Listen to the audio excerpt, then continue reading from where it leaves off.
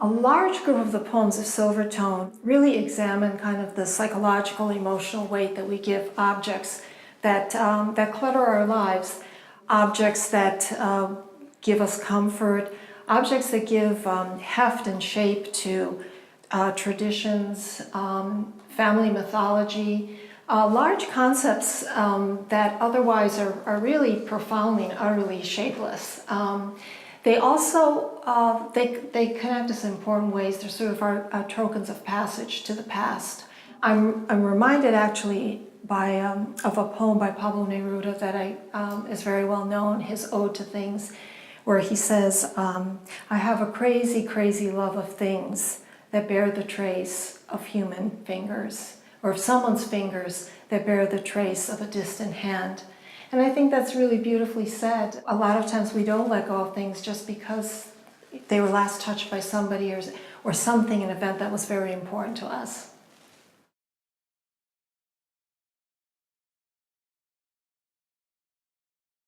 I chose it because, sort of as a larger metaphor, the Silvertone guitar, it's an instrument capable of producing song. And ultimately, I see poets as being that. But the guitar specifically holds a lot of meaning for me because it was kind of like a vehicle for transmigration. Because as much as objects that we collect produce awe in us, they also push and pull us to change and understand kind of their role in our lives. For example, my father, when I was growing up, my sister and I were very used to him playing the Silvertone acoustic guitar.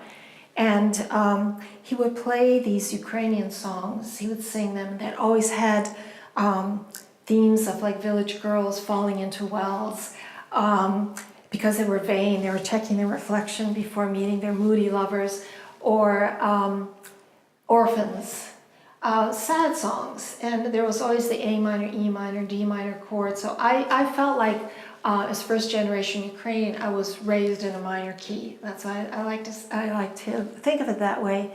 But I felt that it was the song that connected who my parents were as immigrants and what they left behind.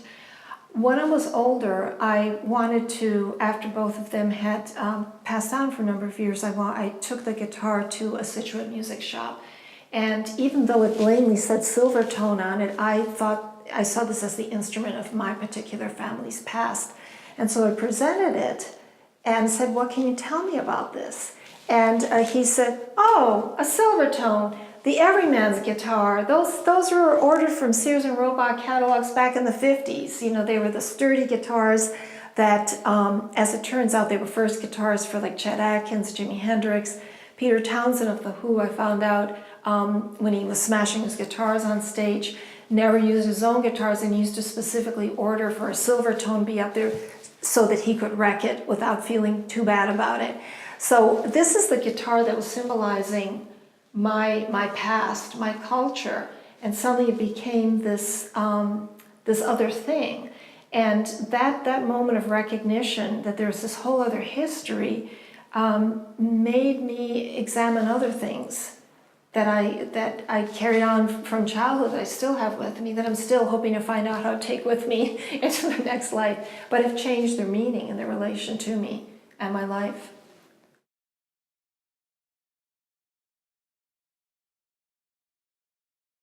Not so much when I was writing, but afterwards I definitely was very intrigued by other metaphorical possibilities for Silvertone. And that's the power of a really strong metaphor. And to use another one, it's like you drop a stone onto the surface of a pond, and then you get these concentric circles that come out of that initial contact. So Silvertone, by surprise, I was watching the movie The King's Speech, which I saw 3 times and absolutely loved. And there's a moment when King George VI is working with this Australian speech therapist, and the speech therapist says, I'm going to use this American recording device called the Silvertone. And I just kind of like, you know, and what it'll do is you give your speech and it'll play your speech back to you. And he's able to give the speech perfectly, I believe, unless I've edited it in my mind.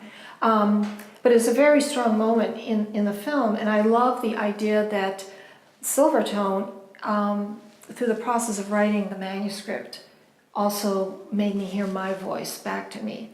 So I really like that connection. And also Silvertone in itself means, like a fake silver. It's not the real thing. And because I often write about being first generation Ukrainian, that's a subject that has continued in a number of my books, which is this sort of no man's land where you're not quite the real thing. You're not a Ukrainian. Ukrainians regard me as American, which was heartbreaking to me because I was raised as primarily Ukrainian, even though I'm American born. I grew up in Ohio. So I was neither really one or the other. It wasn't really pure.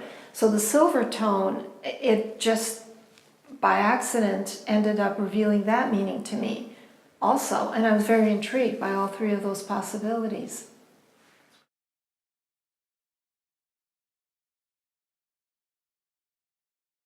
One is an icon. I had a triptych that I've prayed to since a child that my daughter prays to now, and it has the famous painting by the 15th century Italian painter Fra Filippo Lippi, and it's the Madonna with child flanked by angels with kind of the jagged mountains in the background. And I would pray very devoutly, and oh, she's so beautiful, the Mother of the Mary. And then when I was older and actually studied art history, I found out that Lippi used his mistress, with whom he had numerous scandalous affairs, Lucrezia Butti, and that was her face on there that he painted, which was very, ballsy, if you will, for him to do that back in the 15th century.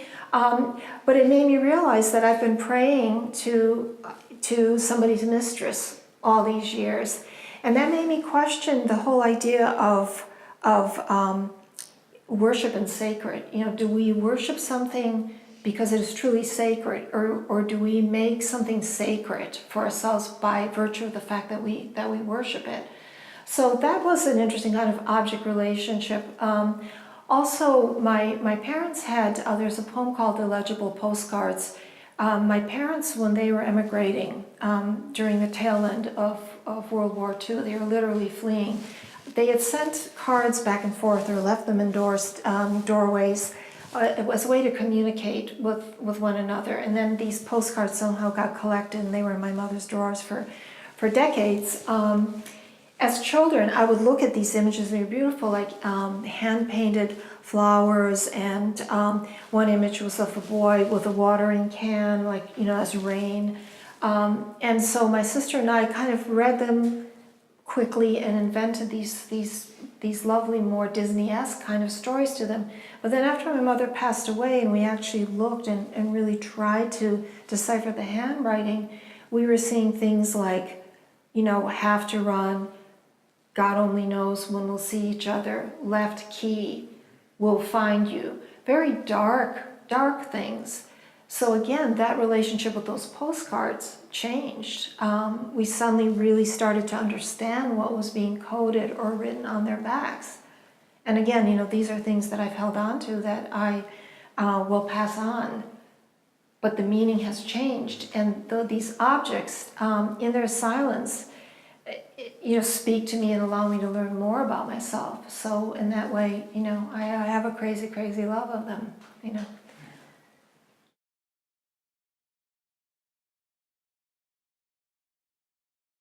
Okay, that's also a large subject, kind of a sub-theme, because obviously we inherit objects that are dear to us from our parents, our grandparents, but we also inherit the intangible things. And I spent a lot of time thinking about maybe quirky things that I picked up from my parents, little superstitions that may have been life-saving to them, that take on different meanings. I remember my mother used to always say, Dzvinia, you can't complain about anything as long as bombs are not going off. And I remember thinking that was a very their generation type of thing, and oddly enough, unfortunately, it's also a my generation, our generation type of thing.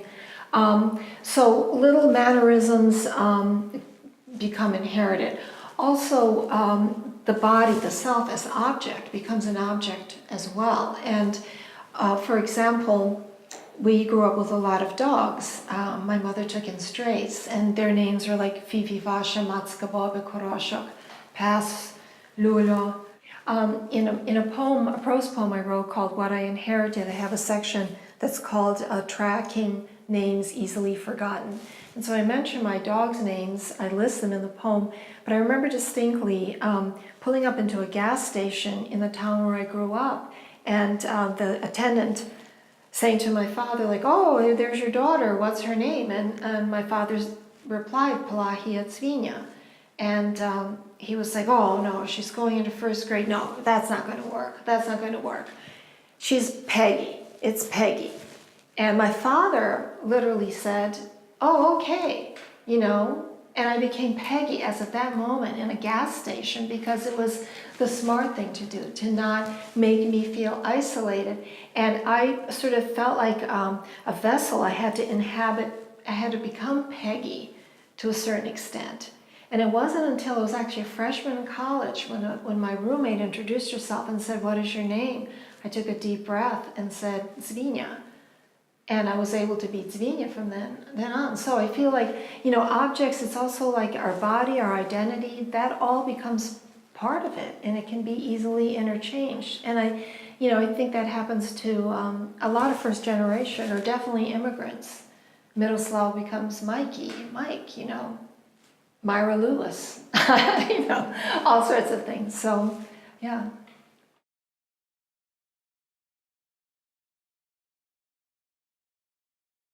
I really love experimenting with different forms. I do more so in this book. I love working in a couplet because I'm very image oriented, and couplets allow you to kind of let each image step center stage, and it's got that wonderful white space separating it. I have a longer piece called Still As I Was, which is a sequential meditative poem, and I allow my mind to just make like a river, make connections as it will, and I let the stanza breaks sort of be like stones, that I stop the river for a moment and then I let it continue.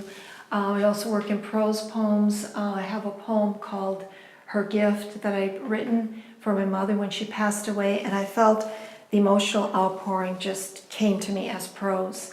And oddly enough, in that poem I also list the objects that I would like to send her with her to the next life, things that my father had given her. So a different kind of freedom with the prose poem.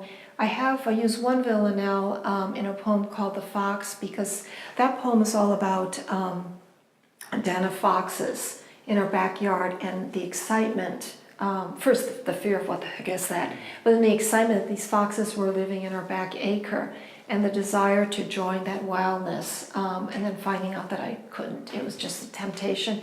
And the villanelle, because it's so structured, kind of creates the dramatic tension with the desire to go wild, and also the repetition of certain lines that the villanelle allowed for my obsessive kind of addressing that I wanted to keep hearing the fox's call, so to speak.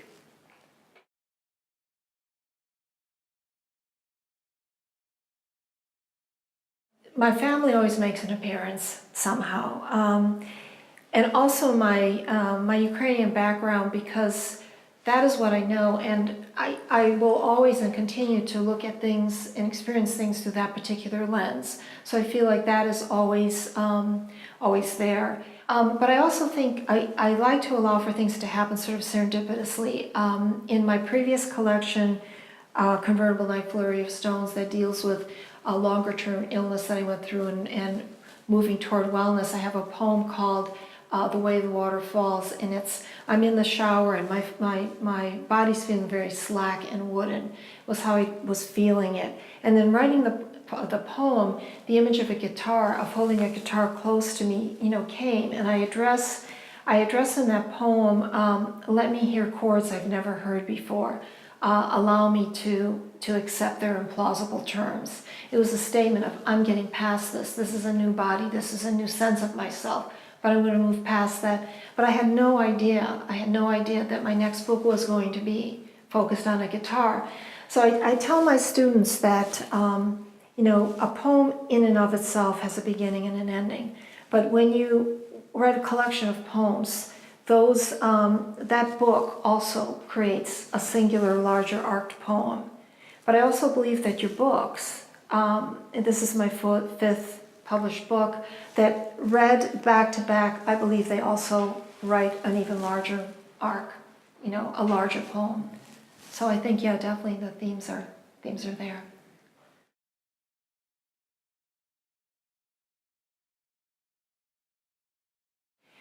I hope, first of all, I hope they respond to the cover, because it's my daughter and she's very defiantly taking the guitar. She's not carrying it like she's going to start playing it, but she's taking it even if it's soundless for her. And she's not Ukrainian American, she's American Ukrainian. And her children will probably be American American, but she's taking that tradition with her. So I would love a response, you know, to a cue to come from the cover. But I would love people to just recognize, as I said, the important things that really don't have shape, which is our lives, our memories, what's important to us, our traditions, and how we need to find, and we have a tendency to find a vessel or a shape for them, and just to examine that a little bit. And also, you know, there's poems in there that I hope to be, you know, very humorous. Things that are supposed to inspire us, but you know what, between you and me, they don't. You know, or they did when I was 5, but they're not doing much for me now, so maybe I'll bring it over to Goodwill or something. You know, so there's humor in that too. But that's what I would hope for.